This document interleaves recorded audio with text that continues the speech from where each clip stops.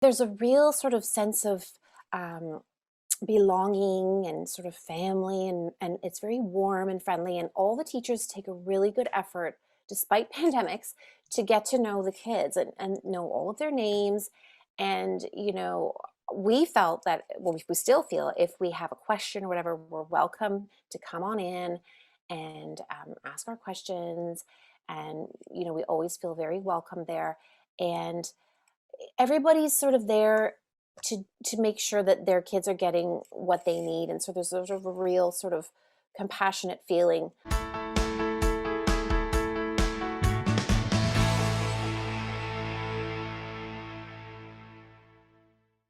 I'm Glenn Herbert, and I'm an editor with Our Kids. We're speaking with insiders from Canada's leading private schools to gain insights into their programs, culture, traditions, and leadership.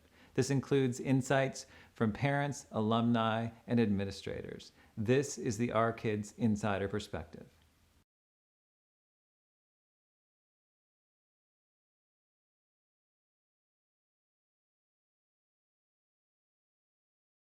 Our son is a very energetic, well, at the time, 6-year old who, you know, is very, very smart, loves the outdoors, and just needed a little bit more attention from the teachers with regards to his learning style. And at the time where he was attending, he would comment that it was very big and very loud, and he really couldn't focus. And so we thought, okay, we're going to need to find a solution for him whereby he feels that he can learn and he can build his confidence, his emotional confidence, his academic confidence.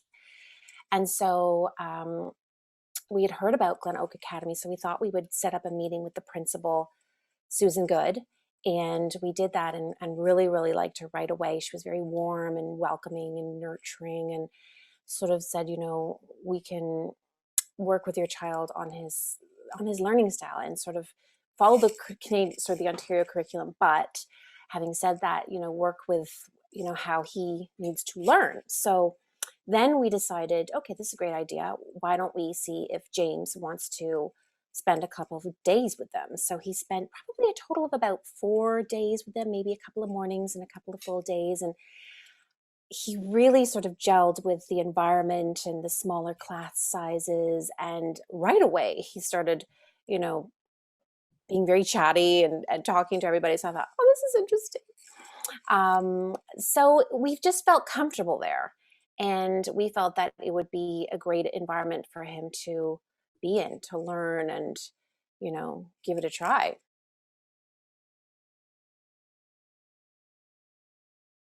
Well, absolutely. And so because he got to spend a couple of mornings and a couple of full days there in the spring before the September that he started, he already had a connection with some of the teachers and some of the students who did return in September. They'd been there for a year or two. And so right away, I noticed a shift because he was excited in the car. He was very chatty in the car, and was happy to go and didn't have any sort of hesitation getting out of the car. And he recognized people right away. And what I noticed as well was him getting back in the car at the end of the day, being very chatty about his day and wanted to share, oh, we learned this and we did that.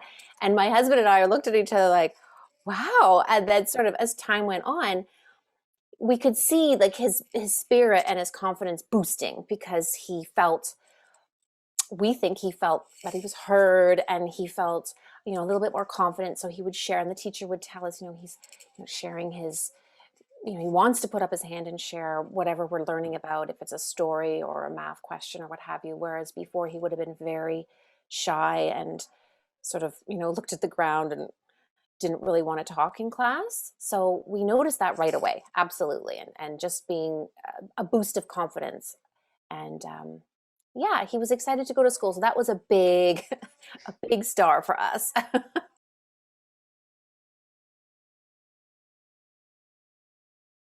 Well, I know he loves to be outside. So the fact that they get lots of outdoor time, they get their learning cycle, and then they go outside, or they have a nutritional break outside. So he loves to be outside. So he knows that he's going to have gym once a day and he's going to be outside at least twice a day, um, that really helps him. And he's a very tactile child. He likes to get down and dig in the dirt, or they have a little school garden. Um, so I would say just being outdoors and lots of play, but in like a good way. The learning cycle, then they go out and play and take a break, then they go back in to learn. So I would have to say that. And they do a lot of environmental learning as well. And, they have lots of little field trips. They'll go to the local park and have a good run around, or they'll go to the local library. And there's quite a few historical homes in the area. And so they'll have a nice sort of outing into the trails and have a look around the house and learn about the heritage and that sort of thing. So that sort of hands-on learning, I think, is really important for him as well.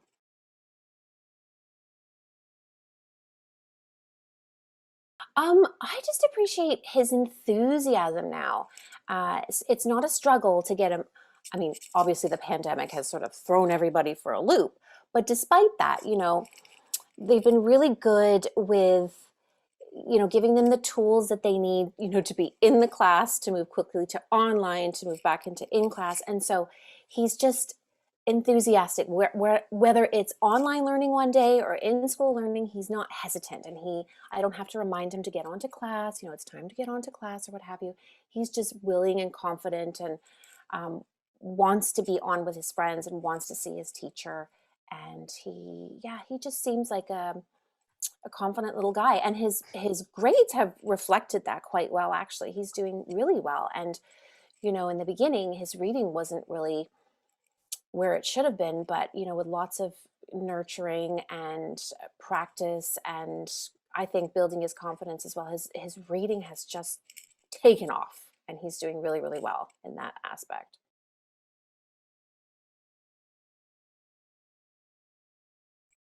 I think we absolutely love that it has the small class sizes. Without a doubt, that's great. We can see that, he's getting the attention that he needs. He's willing to participate. He's not intimidated by like huge numbers, what have you.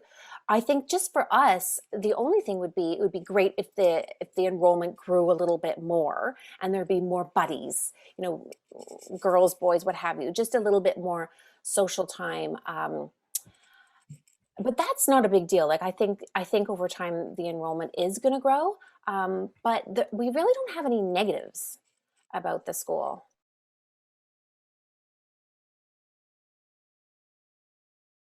Oh yeah, for sure. I think one thing I really noticed was how the older kids would mentor the little kids.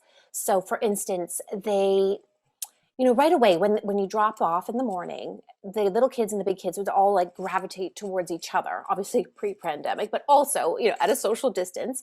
And it didn't matter their age. Like they weren't like, that's a little kid, I'm not going to talk to them. No, no, no. They had a really nice bond. And a way to sort of mentor, we noticed that the older kids would do reading buddies with the littler kids, and just things like that. And then one really nice thing they did pre-COVID, there's a school kitchen, and James loves to cook and loves to sort of experiment in the kitchen, and he's a bit of a mad chef. But the kids would the whole school would design the menu. Like say, for instance, Thanksgiving, they would design the menu, and then they'd break it all down. And one group would go off to the little supermarket with the wagon and get the ingredients for the mashed potatoes, and one group would get the ingredients for the dessert, and one group would get the ingredients for a salad or what have you. And then they'd all come together and they'd all cook this big meal together, and then they'd all sit down together and eat it. And I thought that is so nice. Like it's so nurturing and warm and very sort of family oriented. So, and he loved it, loved it. Um, so that really stood out to me, that, all the kids could sort of work together on this. It didn't matter if somebody was 12 or 6, they all worked together really nicely.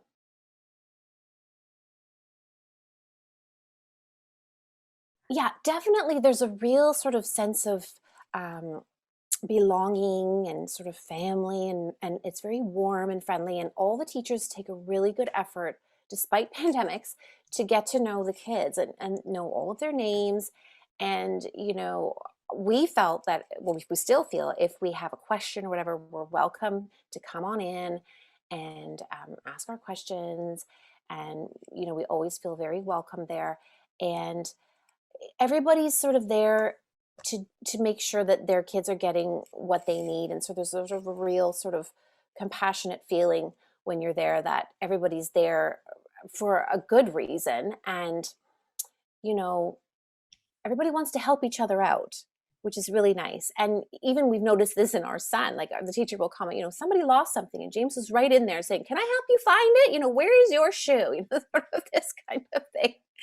Um, so yeah, it's just a really nice environment where everybody's there to help each other out. And we've noticed that in our son being more helpful as well.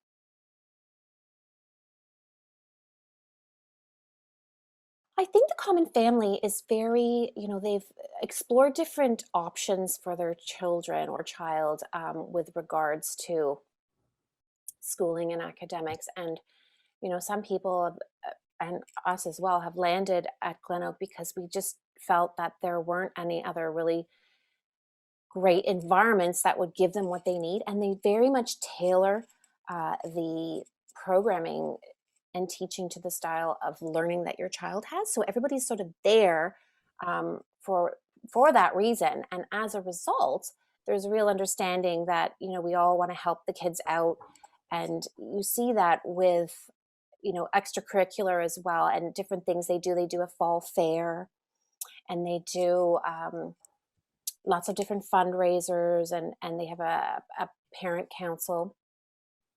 And one thing they did at Christmas time was they had a little fundraiser, and all the kids participated in making something for this fundraiser because everybody was enthusiastic and wanted to help out and raise money together for the school. And some kids were making cards that they sold, or little bags, and I think there were bath bombs and a couple of different things.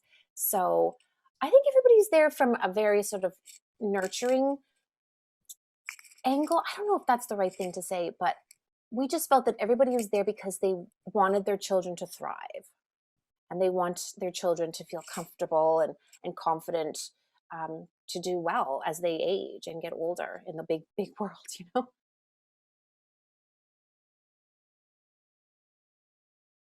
Oh my gosh, the teachers and admin, they've all been amazing. So Susan Good is the principal, and she's very, very warm and inviting, and always, there if you need to, have a chat about something or have a question about something. And the teachers have been amazing, and we love that.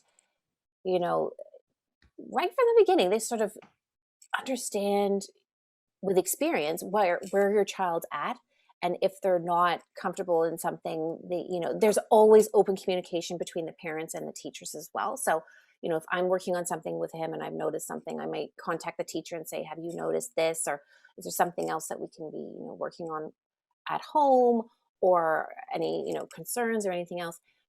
And they just really get to know your child, so they know when they're working on a project or what have you, that how to bring out their strengths, whether it's a math worksheet or a little research project.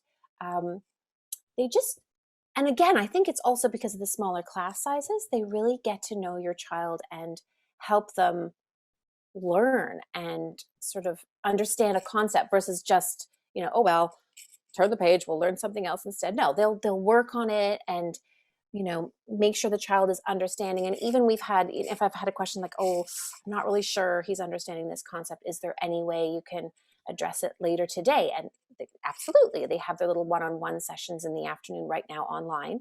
And his teacher, Miss O'Gorman, is more than happy to, okay, let's just go over this concept one more time or whatever it is. And yeah, and he just feels comfortable with them. All of them, actually. He's done really well. Yeah.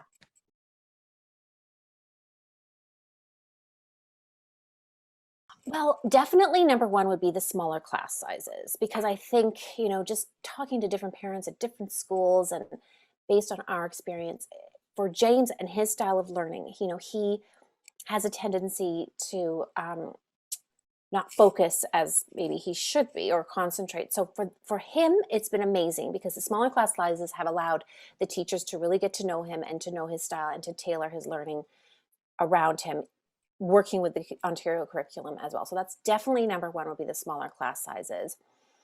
And number two would be some kids are really active. And so for our child, he needs to have outdoor time. So he's getting his outdoor time throughout the day. He's getting gym or phys ed at least once a day. And that's amazing for him because he needs to move. And, even when he's in the middle of a learning cycle, we've noticed he might be like fidgeting and moving around, but he's actually listening and he's just needs to fidget and move sometimes. So, and they understand that. So he's not being told to like stop moving or sit where you are, that kind of thing.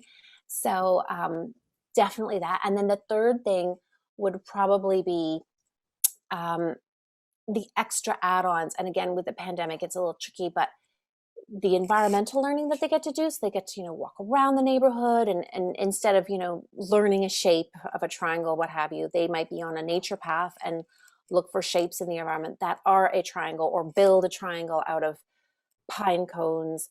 Or like I said, with the cooking, the kids all cooking together, it's a real learning experience too, because when they're designing a menu and then they're going to the supermarket, they have a budget and they have to buy the ingredients for a specific dish they're working on. Then they come back and they have to work together on a little timeline to figure out who's going to use the kitchen when. And then they all cook it together and then they all sit down together. So yeah, just that extra sort of hands-on learning, I think, has been really, really great for him too, because he definitely learns when he's doing things and touching things and feeling things. Yeah.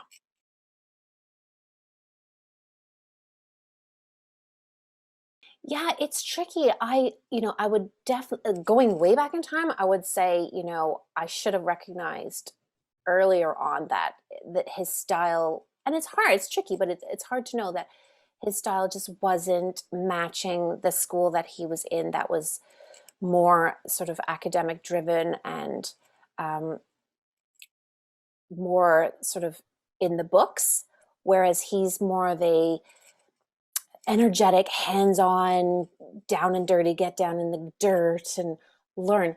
Very smart child, but just a different style of learning. And didn't really know that sort of was an option when he was like 3.